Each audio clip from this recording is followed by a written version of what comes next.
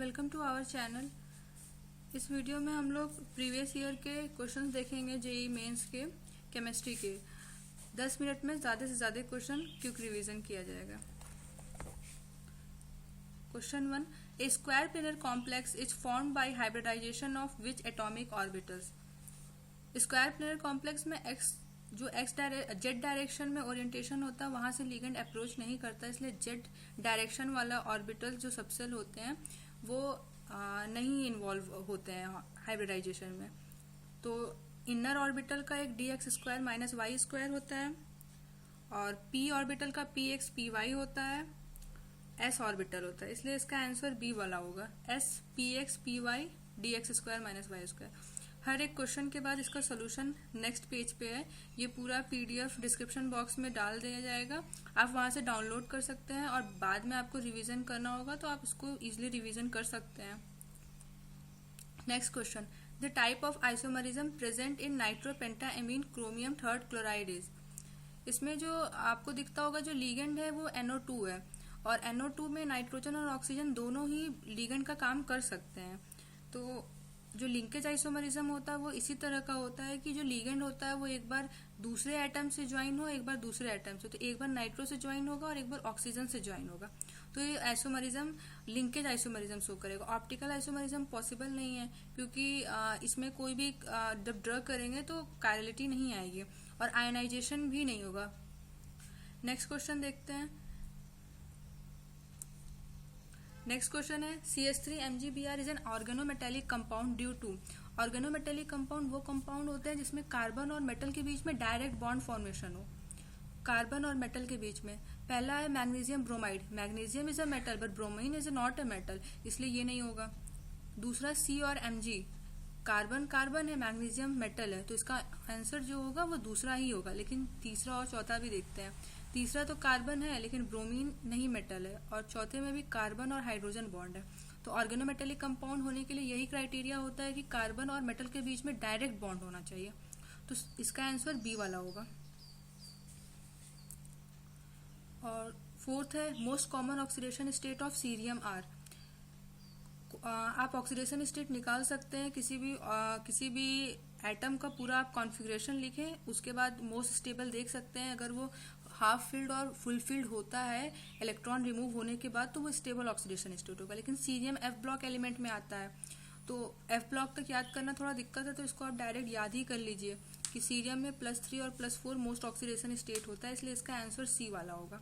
लेकिन आप कोई और एटम के लिए निकालना हो तो आप निकाल सकते हैं, आप उसका कॉन्फ़िगरेशन लिखिए और उसके बाद इतना उसके इलेक्ट्रॉन रिमूव करिए जिससे वो हाफ फिल्ड या फुल फिल्ड इलेक्ट्रॉनिक कॉन्फ़िगरेशन को गेन कर ले, वही उसका मोस्ट स्टेबल ऑक्सीडेशन स्टेट होगा। अब ये क्वेश्चन नंबर, ये इसका सोल्यूशन है, आप देख लीजिएगा डिस्क्रिप्शन में रहेगा ही। Arrange question number 5, arrange cerium +3, lanthanum +3, promethium +3, yttrium +3 in increasing order of their ionic radii. Increasing order of their ionic radius के बीच में इसको अरेंज करना है। तो इसका यहाँ पे ये F ब्लॉक एलिमेंट है तो इसका सब में लैंथोनाइट कॉन्ट्रैक्शन शो होगा। तो लैंथोनाइट कॉन्ट्रैक्शन मतलब हम लोग F ब्लॉक एलिमेंट्स में आगे की तरफ बढ़ेंगे तो वो रेडियाई स्मॉल होती चली जाएगी, इस तरह से होगा। तो ये आप F ब्लॉक में अगर जाएंगे तो सबसे पहले जो होता है F ब्लॉक में सबसे पहले जो रहेगा लैंथनम आएगा, उसके बाद सीरियम आएगा, फिर प्रोमीथियम आएगा, फिर यटेरियम आएगा। यटेरियम का एटॉमिक नंबर 70 होता है, प्रोमीथियम का एटॉमिक नंबर 61 होता है और सीरियम का एटॉमिक नंबर 58 और लैंथनम का 57। तो एटॉमिक नंबर जिसका सबसे ज्यादा होगा वो सबसे बाद में पाया जाएगा, राइट साइड में पाया जाएगा, तो उसकी एटॉमिक रेडियस सबसे छोटी होगी due to the lanthanide contraction. वैसे हम लोग पूरे पीरियोडिक टेबल में भी देखते हैं तो यही ट्रेंड होता है, on going from left to right atomic radius small होती है, लेकिन F ब्लॉक में भी स्मॉल होती है, लेकिन इसमें due to the lanthanide contraction होता है। नेक्स्ट क्वेश्चन देखते हैं। Ammonia forms the complex ion CuNH3 4+2 with copper ions in alkaline solution but not in acidic solution, what is the reason for it. इसका हम लोग पहले सारा ऑप्शन रीड करते हैं। In acidic solution proton coordinate with ammonia molecules forming ammonia ions and ammonia molecules are not available. In alkaline solution, B वाला, इन alkaline solution insoluble copper hydroxide is precipitated which is soluble in excess of any alkali. Copper hydroxide is an amphoteric substance. In acidic solution hydration protects copper ions. इसका जो होगा answer 1 होगा। Copper जो होता है complex form करता है और जो अमोनियम आयन होता है वो फ्री हो जाता है। ये एक रिएक्शन होती है। इन एसिडिक सोल्यूशन में प्रोटॉन्स जो होते हैं वो कोऑर्डिनेट हो जाते हैं अमोनिया मॉलिक्यूल्स के साथ। तो अमोनिया हुआ NH3, जब प्रोटॉन कोऑर्डिनेट करेगा तो NH4+ बनेगा, और NH4+ बनेगा तो अमोनिया मॉलिक्यूल्स जो रहेंगे वो नहीं अवेलेबल रहेंगे। तो इसका आंसर फर्स्ट ही होगा। Question number 8, 1 mole of the complex compound CONH3 5Cl3 gives 3 moles of ions on dissolution with water. 1 mole of the same complex reacts with 2 moles of AgNO3 solution to yield 2 moles of AgCl. The structure of the complex is।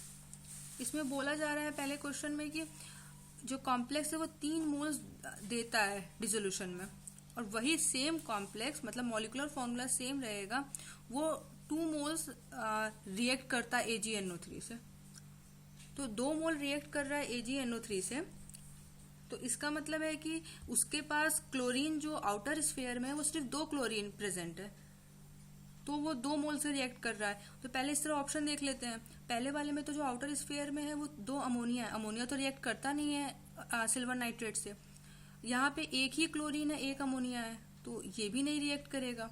और सी और fourth में देखते हैं, third और fourth में दोनों में 2 chlorine present है, लेकिन फोर्थ वन इसलिए होगा क्योंकि इसमें जो है जो कॉम्प्लेक्स है CONH3 5Cl3 है, तो 5 इसमें नाइट्रोजन होना जरूरी है, इसमें भी 5 नाइट्रोजन है, लेकिन ऑक्सीडेशन स्टेट भी तो देखना होता है।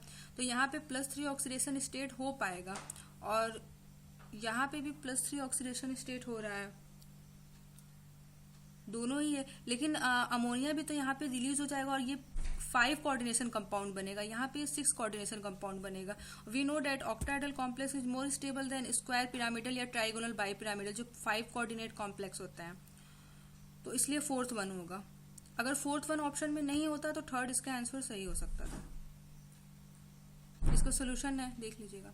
9th question, in coordination compound K4NiCN4 the oxidation state of निकल। ये तो बहुत इजी क्वेश्चन है। पोटेशियम यहाँ पे लगा हुआ है, तो पोटेशियम है तो -4 चार्ज इसके आउटर स्फीयर कॉम्प्लेक्स में है, तो निकल का X -4 इज इक्वल टू -4, तो 0 ऑक्सीडेशन स्टेट आ जाएगा। ये सिंपली हो जाएगा टाइम, इसका आंसर ए होगा। सोल्यूशन में दिया है, देख लीजिए। A reduction in atomic size with increase in atomic number is a characteristics of elements of D block, F block, radioactive series, high atomic number। तो एटॉमिक नंबर जैसे जैसे बढ़ता है वैसे वैसे साइज घटती है। ये जो साफ साफ दिखता है F ब्लॉक में लैंथोनाइट कॉन्ट्रैक्शन हम लोग बहुत ज्यादा पढ़ते हैं, तो ये तो तुरंत दिमाग में स्ट्राइक हो जाता है कि F ब्लॉक में ही ऐसा होता है। Question, next question, the coordination number of central metal atom in a complex determined by. Coordination number central atom से कैसे डिटरमाइन हो सकता है? तो इसका आंसर तो सभी को पता है, कितना लिगेंड लगेगा डायरेक्टली सिग्मा बॉन्ड से, वही उसका कोऑर्डिनेशन नंबर होता है। तो यही हो गया, इसका आंसर ए हो गया। The number of ligands around a metal ion bonded by sigma bonds. The number of only anionic ligand bonded, ये हो नहीं सकता एनायनिक। हम लोग बहुत सारा कॉम्प्लेक्स ऐसे देखते हैं जिसमें कि न्यूट्रल भी लगा होता है, पॉजिटिव भी लगा होता है, एग्जाम्पल्स ऐसे बहुत सारे पड़े होते हैं। थर्ड में बोला क्या था, the number of ligands around a metal ion bonded by sigma and pi bonds both. ऐसा भी नहीं है, पाई बॉन्ड्स और सिग्मा बॉन्ड्स दोनों से देखते हैं।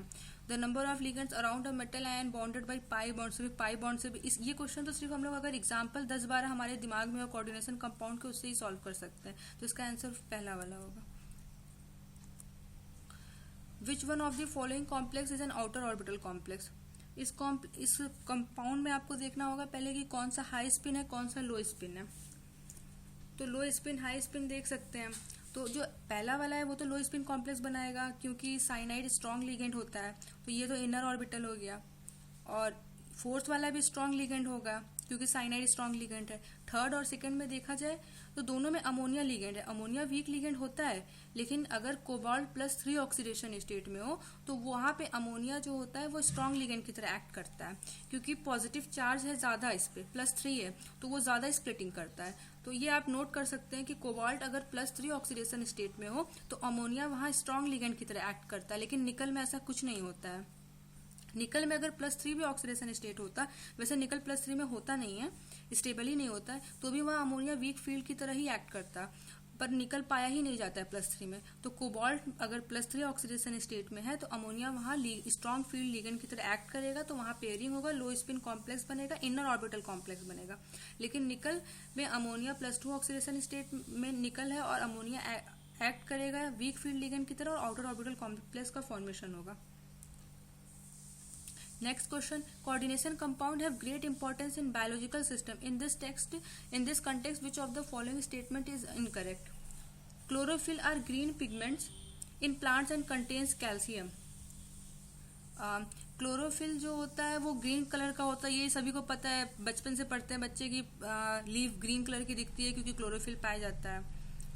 और कार्बोक्सीपेप्टाइड्स एंड एंजाइम कंटेन जिंक। कार्बोक्सीपेप्टाइड्स का जब आप स्ट्रक्चर देखेंगे तो वहाँ पे जिंक होता है, जिंक में जो OH बॉन्ड लगा होता है उसका स्ट्रक्चर है वहाँ पे, उसी से वो रिएक्ट करता है।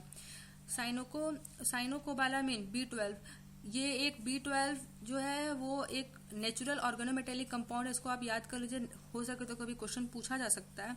इकलौता ऐसा नेचुरल ऑर्गेनोमेटेलिक कंपाउंड है ये, और इसमें साइनोकोबालामिन में कोबाल्ट पाया जाता है, इसके नाम से ही आपको पता चल जाएगा कि इसमें कोबाल्ट पाया जाता है। ये अलग से आप पॉइंट नोट कर सकते हैं कि ये इकलौता नेचुरल ऑर्गेनोमेटेलिक कंपाउंड है और कोई दूसरा नेचुरल ऑर्गेनोमेटेलिक कंपाउंड एग्जिस्ट नहीं करता, सब मैन मेड होते हैं। और फोर्थ है haemoglobin is the red pigment of blood and contains iron. हाँ, सभी को पता है हीमोग्लोबिन रेड पिगमेंट होता है, लेकिन पहला वाला अगर आप ऑप्शन देखेंगे तो इसमें बोला है क्लोरोफिल और ग्रीन पिगमेंट, ये तो सही बात है, लेकिन इसमें कैल्शियम नहीं पाया जाता बल्कि मैग्नीशियम पाया जाता है, तो पूरा पहले स्टेटमेंट पढ़ना जरूरी होता है। क्लोरोफिल और green pigments in plants, that's statement is right, but यहाँ पे लिखा है एंड कंटेन्स कैल्शियम, यहाँ पे गलत है, तो इसका आंसर पहला वाला होगा। इसके सोल्यूशन गलत दिया, यहाँ करेक्ट कर लीजिएगा, 1 होगा। Next question, cerium Z58 is an important member of lanthanide. Which of the following statement about cerium is incorrect? कौन सा स्टेटमेंट सीरियम का गलत है बताना है। The common oxidation state of cerium is +3 +4। अभी हम लोग पिछले स्लाइड में पढ़े हैं कि कॉमन ऑक्सीडेशन स्टेट जो सीरियम का होता है +3 और +4 होता है, और ये भी हम लोग जानते हैं कि अगर दूसरा स्टेटमेंट में बोला है cerium 4 acts as an oxidising agent, और हम लोग जानते हैं कि अगर कोई भी एटम अपने हाई ऑक्सीडेशन स्टेट में है तो वो ऑक्सीडाइजिंग एजेंट की तरह एक्ट करेगा, क्योंकि उसको इलेक्ट्रॉन चाहिए, तो वो इलेक्ट्रॉन लेगा तो दूसरे को ऑक्सीडाइज करेगा, तो वो ऑक्सीडाइजिंग एजेंट की तरह एक्ट करेगा। सीरियम +4 में है तो मतलब हाई ऑक्सीडेशन स्टेट में है तो उसको इलेक्ट्रॉन चाहिए, तो ऑक्सीडाइजिंग एजेंट की तरह एक्ट करेगा। The 4 oxidation state of cerium is solution not known. ये तो एकदम गलत ऑक्सीडेशन स्टेटमेंट है, क्योंकि सीरियम का सबसे ज्यादा स्टेबल ऑक्सीडेशन स्टेट ही होता है +4, तो इससे इसका आंसर 3rd होगा। और 4th में बोला है the +3 oxidation state of cerium is more stable than +4। हाँ, हमेशा +3 ऑक्सीडेशन स्टेट मोर स्टेबल होता है +4 से, तो इसका जो आंसर होगा C होगा। और which one of the following has largest number of isomers. किसके सबसे ज्यादा आइसोमर्स सबसे ज्यादा होंगे, उसी में होंगे सबसे ज्यादा आइसोमर्स जिसमें ज्योमेट्रिकल के साथ साथ ऑप्टिकल भी शो करता हो, क्योंकि ऑप्टिकल अगर शो कर रहा है तो उसमें कायलिटी है, तो हर एक फॉर्म के 2-2 होंगे, तो इसका आंसर B होगा, क्योंकि इसमें ये ऑप्टिकल भी शो करेगा, ज्योमेट्रिकल भी शो करेगा। अगर आप इसका स्ट्रक्चर ड्रा करेंगे तो क्लोरीन ऊपर और नीचे एक्सियल पोजीशन पे आ जाएगा, EN इधर आ जाएगा, तो ये सिस और ट्रांस में भी ज्योमेट्रिकल में भी एग्जिस्ट करेगा, लेकिन अगर आप इसका वही दूसरा स्ट्रक्चर लेंगे तो ऑप्टिकल भी शो करेगा। Next question, the correct order of magnetic moments among is. इसमें से मैग्नेटिक मोमेंट किसका सबसे ज्यादा होगा, तो इस क्वेश्चन को आप चाहें तो बहुत लंबे मेथड से भी कर सकते हैं, बहुत लंबे मेथड से भी कर सकते हैं कि एक एक का आपको निकालना होगा, लेकिन आप इजी वे से इस तरह कर सकते हैं, टाइम सेव होगा। आप सबसे ज्यादा जिसमें अनपेयर्ड इलेक्ट्रॉन हो वही सबसे ज्यादा, उसी का मैग्नेटिक मोमेंट उसी का सबसे ज्यादा होगा, तो सबसे ज्यादा अनपेयर्ड इलेक्ट्रॉन आप निकाल सकते हैं। अगर MnCl4 यहाँ पे Cl4 होगा, MnCl4 -2 का देखें तो क्लोरीन वीक लिगेंड की तरह एक्ट करेगा, जिसकी वजह से मैग्नीज के पास 5 इलेक्ट्रॉन बचेगा, कोबाल्ट के पास 3 इलेक्ट्रॉन बचेगा और आयरन के पास 1 भी नहीं बचेगा। तो इस कोबाल्ट के पास 3 और मैग्नीज के पास 5, सबसे ज्यादा इलेक्ट्रॉन इसके पास मैग्नीज के पास बचा, तो ये इसके पास सबसे ज्यादा मैग्नेटिक मोमेंट होगा, फिर कोबाल्ट का, फिर आयरन का।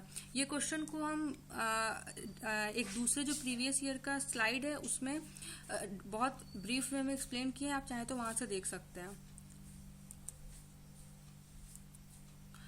Next question, the oxidation state of chromium in the complex. Oxidation state क्या है क्रोमियम का कॉम्प्लेक्स में, तो इसका आप देख सकते हैं X minus, ammonia neutral ligand है, क्लोरीन का 2 हो जाएगा -2 और बाहर +1, तो इस तरह इसका जो ऑक्सीडेशन स्टेट होगा +3 होगा। देखिए यहाँ पे X है और +4 लिगेंड है, लेकिन अमोनिया का 0 होता है, इसलिए यहाँ पे 0, फिर +2 × -1 is equal to 1, X is equal to +3, तो इसका हो जाएगा इसका +3।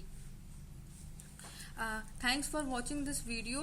If you have any question, please mention in the comment section. और ये जो हमारा वीडियो है ये भी कंटिन्यू रहेगा, दूसरा वीडियो अपलोड होगा कल तक। Thanks for watching this video.